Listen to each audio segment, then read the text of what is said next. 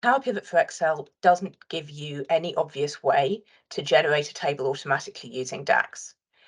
You can do it easily in Power BI, but most of the time I'm working with Excel, and that's going to be true of pretty much everyone who wants to use Microsoft Power Tools in the finance function.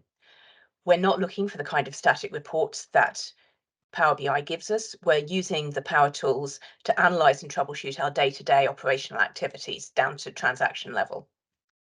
But we really want a DAX-generated table for our model because Marco and Alberto over at sqlbi.com have created a super cool Power BI template that generates a calendar table automatically. That's open source, anyone can use it, and it's unbelievably useful when you're in the finance function, especially if you're in a company that uses financial periods based on weeks, like a 445 or a 454 pattern. You can do this in Excel. It's just not obvious how, and I'm going to show you how to do it. This is the tidiest way to do it that I've found. First, we have to launch the Power Query window without any queries in it. Data, launch Power Query Editor. On the far right-hand side, we have this Enter Data option.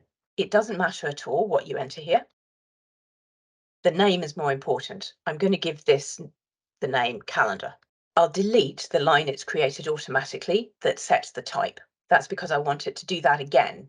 Then I close and load, and I must select both table and add this data to the data model. If I don't select add this data to the data model, then I won't be able to do the next step. It'll be grayed out. Click OK, and it's going to create this table with a single row.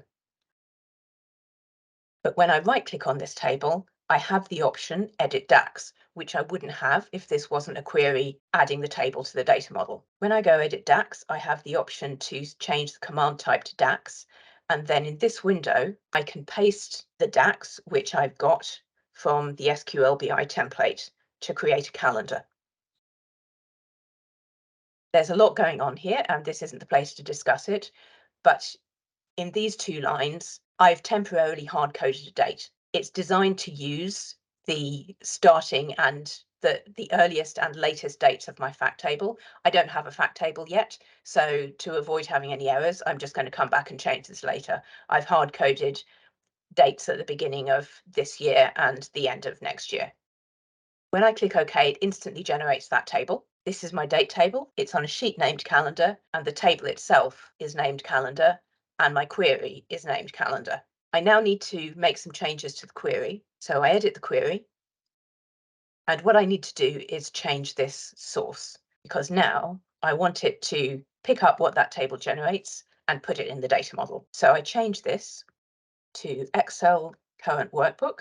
I want it to get the item named calendar, which is that table I just generated, and use the content of that table. Hit enter.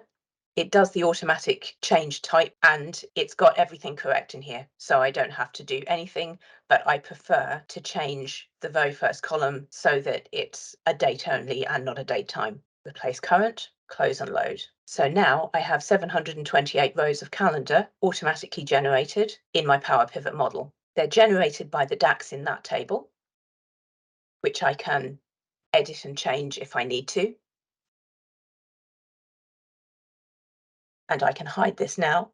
It will update automatically as my fact table updates, and I don't need to do anything else with it. So that's how to create a DAX generated table in Excel 365.